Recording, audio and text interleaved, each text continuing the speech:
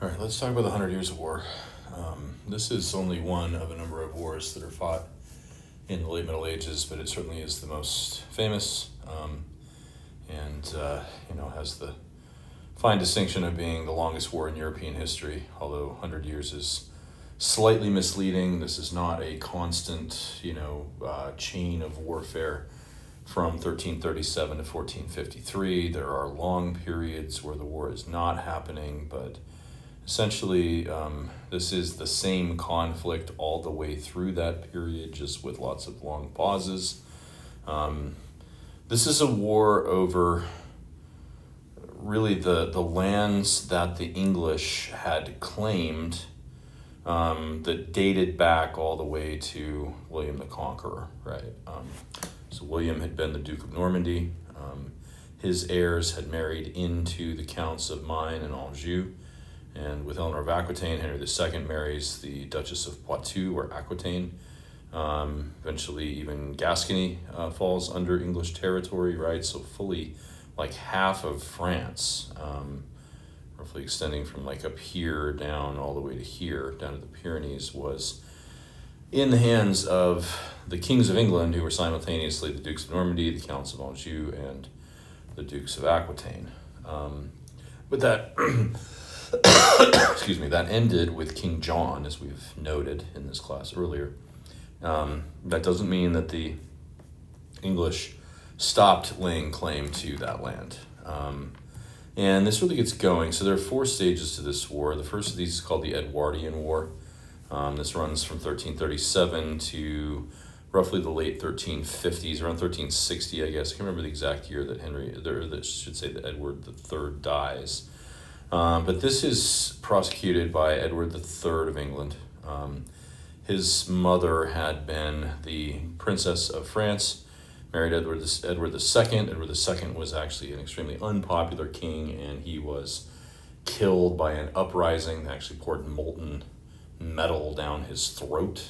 It's one of the more grisly ways to die that anyone has ever suffered, I think.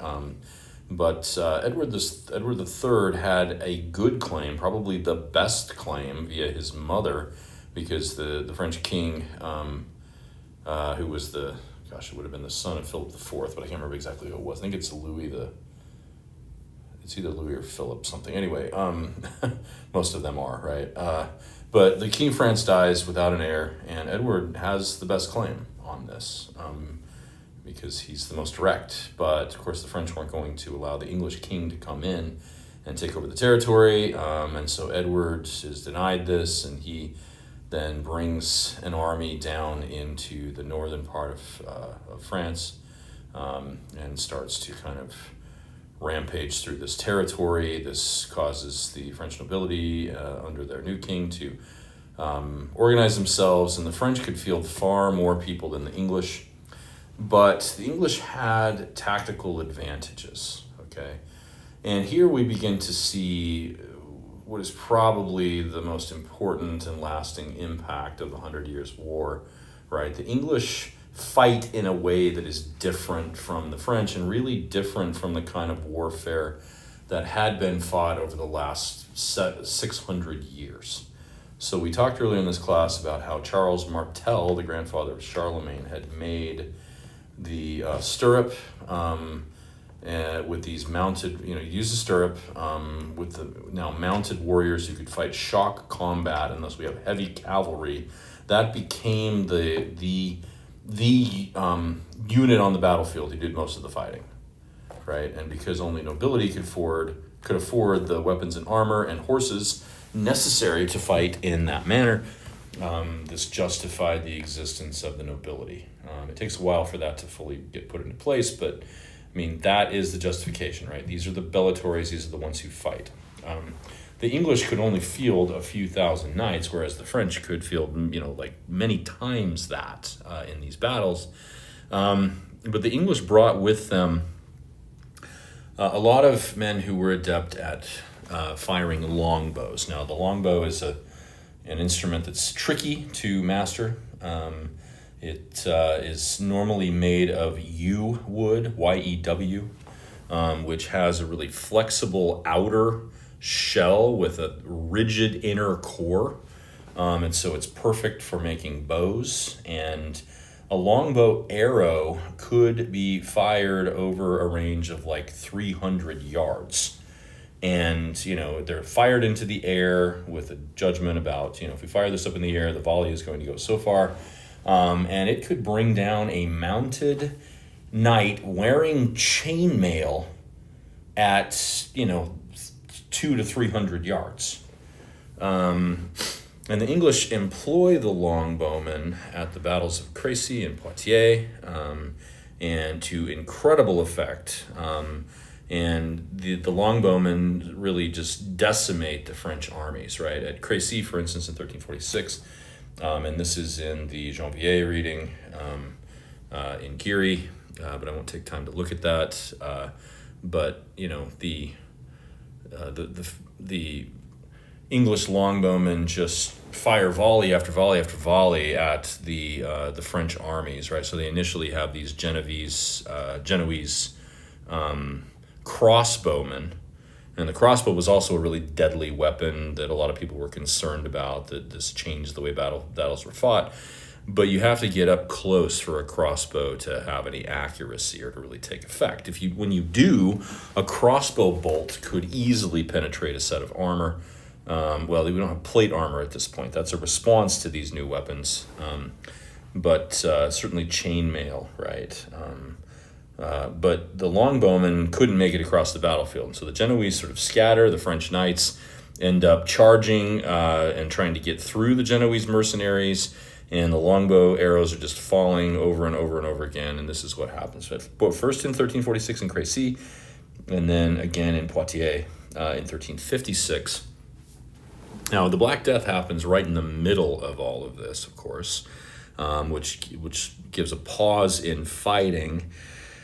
But due to some of the pressures of the Black Death, and you know, the French crown's need for more money to continue to prosecute this war, they tried to raise taxes. This led to a peasant uprising known as the Revolt of the Jacquerie in 1358, and so the French are really in disarray, right? By 1360, you can see the amount of territory that Edward III held, but he died shortly thereafter. I think it's 1361 he dies. And those who succeeded him were much less effective at fighting wars, at least initially, until we get to Henry V in the early 15th century. And so the second phase really sees the French regroup, and the English are kind of disorganized. The kings are not as effective at this. And here we now have English problems at home, where there's a peasant uprising in 1381. This is the famous Wat Tyler revolt. You know, that causes a great deal of disarray. The peasant revolt is put down brutally, but it's just indicative of the kind of crisis that England is in at this point. This does see a change in dynasty to the House of Lancaster, and eventually the houses of Lancaster and York are going to be competing over the throne right at the end of the 100 Years' War. I mean, this war is tremendously disruptive politically, and you know, both England and France suffer in both the short and to some extent in the long term from this. By the beginning of the 15th century, of course I'm glossing over a great deal here, but under King Henry V, the English once more advance. In 1415, they win a massive battle at a place called Agincourt, and the longbowmen are again the main factor in this. It seems the French were reluctant to take this up. They never adopted the longbow as a weapon during this time, and they're still trying to use their superior numbers of heavy armored knights to win wars. And this just goes horribly wrong. After the Battle of Agincourt, the King Charles VI ends up losing control of most of northern France. The English actually advance beyond Paris. They take Paris all the way down to the city of Orleans, which is here. And they besiege Orleans. Charles VII, in the meantime, Charles VI dies, and his son, the would-be Charles VII, is not able to get to the traditional place for kings in France to be crowned, which is the city of Reims, right here, east of Paris. The English control all this territory, and the English, moreover, are allied with the Duchy of Burgundy. This is an English, I mean, the English are friends with them, right? So the Duchy of Burgundy is fighting against the French king, and so he's boxed in, on the north, the English have the advantage. He's also being pressed from the east. And so he can't get to Reims to be crowned, and he remains the Dauphin, right, the uncrowned king. And it's right at this time that this peasant girl shows up. So this is around 1429, so about 14 years after the Battle of Agincourt, where the English have just advanced, one by one, taken major cities, and they're pressing on Orleans, and Orleans is kind of the last stronghold, right, of the English, because the English also control the territory, or some of the territory down here, right, so they can kind of bring it from both sides if they need to. This peasant girl named Joan is the English version of that, right? She is from a small village, actually in Champagne, so her village is within English territory. But when she was in her teens, actually she's like 14 years old, she starts to see visions where these saints come to her and command her to go to the aid of the French king and to help deliver her country from the hands of the English. And there are all sorts of legends, of course, surrounding Joan of Arc. She's a visionary. What explains this? But remarkably, the king is impressed with her. I mean, she's only like 17. She's born around 1412, and this is 1429. She's like 17 years old, and so he sends her to Orleans, which is besieged, to try to aid the soldiers, the French soldiers in Orleans, in the defense of the city. And Joan becomes a kind of inspiration, and it seems she even fought and maybe even commanded some soldiers who have kind of been won over by her, right? And so the French are able to lift the siege of Orleans, which, it was like, okay, our backs are against the wall. If we lose Orleans, we really are done, and, the English are going to take over. I will say that the death of Henry V, which is just a few years before this, does hamper the English ability. I mean, he was a great battlefield commander, and so, they're not led by necessarily the best military strategists at this point. Joan provides a great deal of inspiration for the English, for the French, and they lift the siege of Orleans, and then they advance north toward Paris. And this does give Charles VII some space to kind of breathe and to make plans. But shortly after that, Joan is captured in an offensive, and she's captured actually by the Burgundians, who turn her over to the English. But by this point, the tide of the war has turned, and Joan, of course, is tried for heresy. And in the Geary book, one of the assignments is to read the account of the trial of Joan of Arc. I'm not going to take time to look at it here, but it's interesting to kind of look through that and see what they're trying to do with Joan, right? First of all, they're trying to discredit her visions. They're trying to say, you're crazy, you didn't really see these visions, these saints did not appear to you. This is probably, if it's anything, it's the devil trying to inspire you. But they are obsessed with the fact that Joan insists upon wearing male clothing, right? She had donned the clothing of a soldier when she went to fight, and she continued to wear men's clothing while she was in prison. And you ask yourself why? Well, understandably, okay? I mean, women tended to be victimized in prison, right? And so this is an effort to fend off sexual violence, unfortunately. But they're like, well, you're a deviant, right? And this indicates that you're a heretic because you insist on wearing men's clothing. This is unnatural for a woman to do this. And so they just go back and forth. They're really trying to trip Joan up. Her answers, realize this girl is only like 19 at this point. Her answers are incredibly impressive. Like, at times she's just like, okay, I'm not going to answer that question, right? God tells me I shouldn't answer that. she really does well given the kind of pressure that she's under.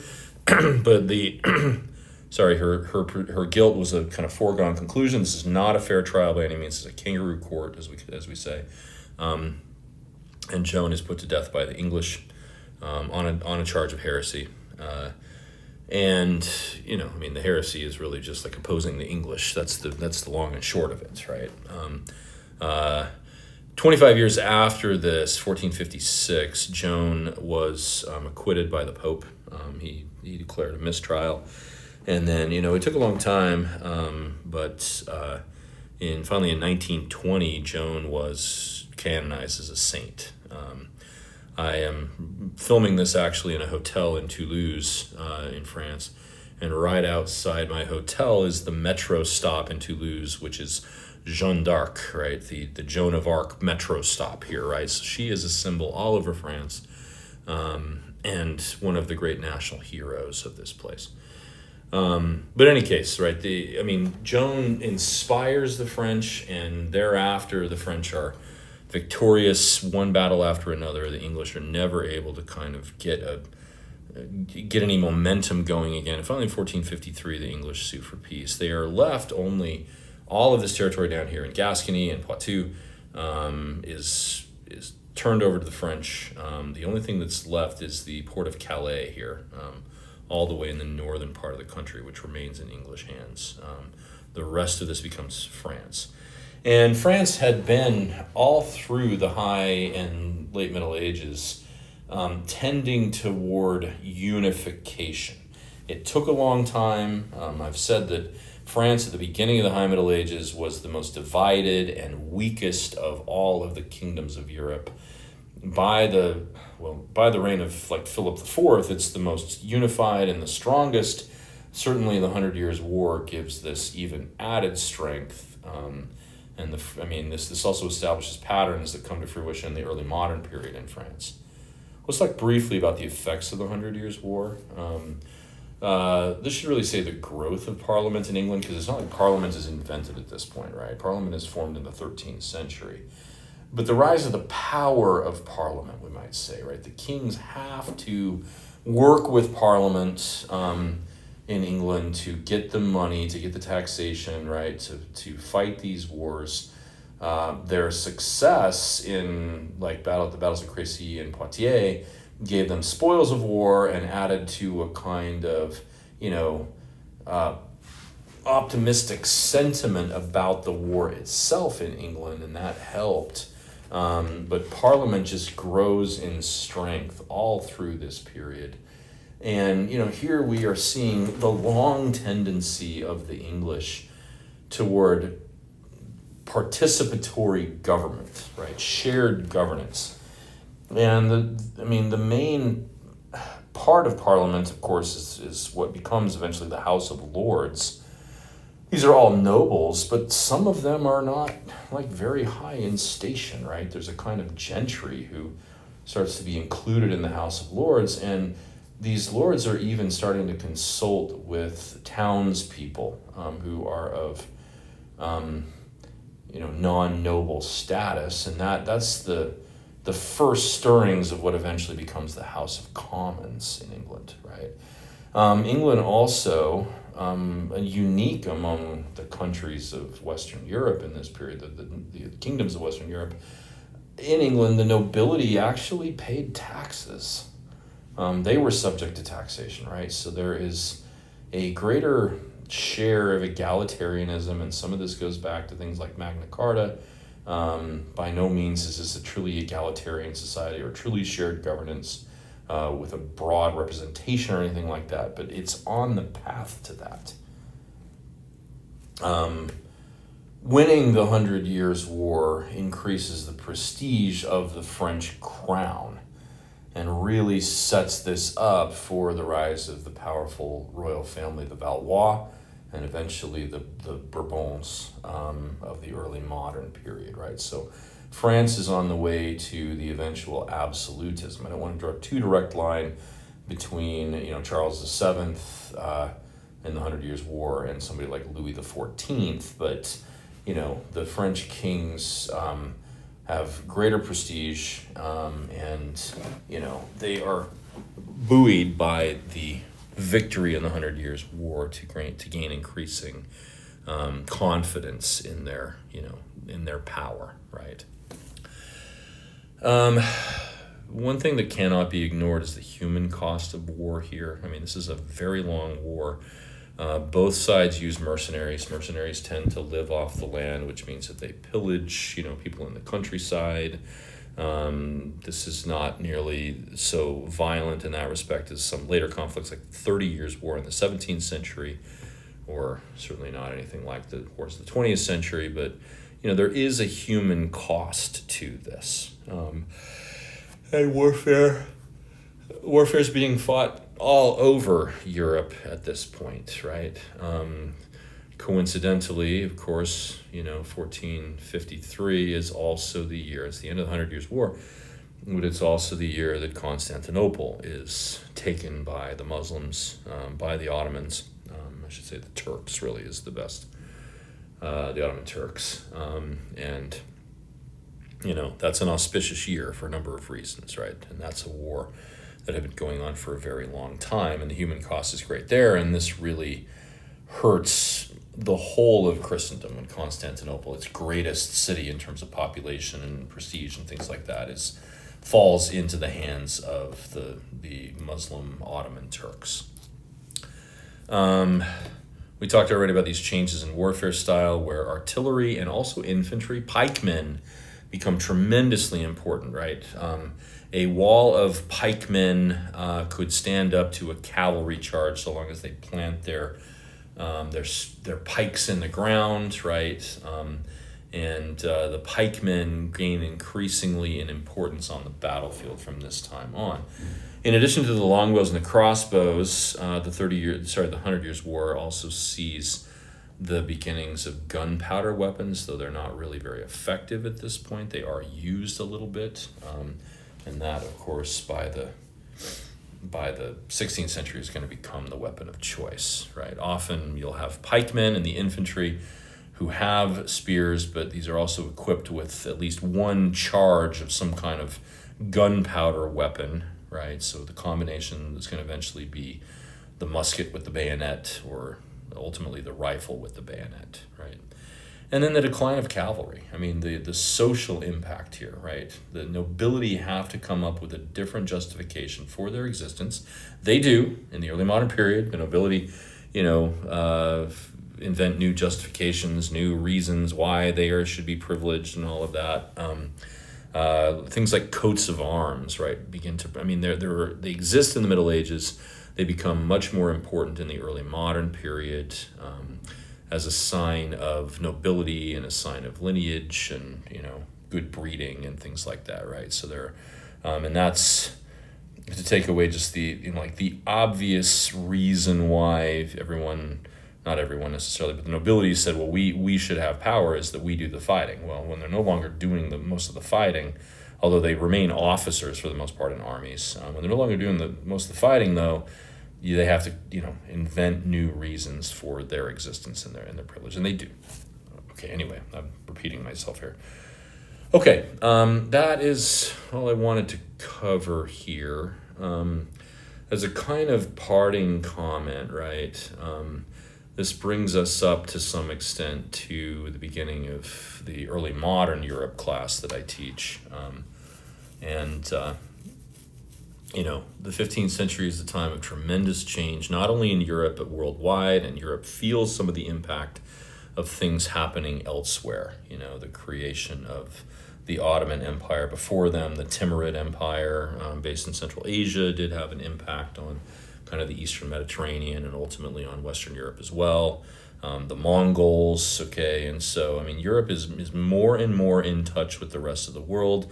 There are important things happening inside of Europe, but the contact with the rest of the world, and this culminates, of course, in things like the voyage, what the Europeans call the voyages of exploration, where they are trying to get into the gold sources in Africa, and to tap into the spices in Asia, spices, silk, porcelain, things like that. And then, Columbus, of course, stumbles into the New World, and the Europeans begin their exploitation of that, right? And so in the 15th century really does see greater movements and greater global contact, far more than had ever existed at any point. And this helps to spur, some parts of what we might call the Renaissance and things like that, right? So, I mean, the Middle Ages does not end with a whimper by any means. It goes out on a high note, if we can even say it goes out, right? I mean, there's some important transition points like the rise of the Reformation and things like that, but Europe is still tremendously strong, politically, socially, culturally, religiously. The Reformation doesn't happen because Latin Catholic Roman Catholicism had petered out, had kind of run its course and become decadent. If anything, religion was the strongest it had ever been in some ways, right? At least from the viewpoint of lay piety. Certainly not from the viewpoint of like the papacy, which was a mess, but the lay piety and things like that, right? There's a lot going on here that feeds the energy, of Europe as it continues to grow. I think that we need to see more continuity between this and the early modern period. So anyway, that's kind of what I wanted to say here in closing. Hopefully you've enjoyed the course and have learned something about this really interesting period, my favorite period and the one I've devoted my life to studying. So look forward to your comments and further questions, and thanks.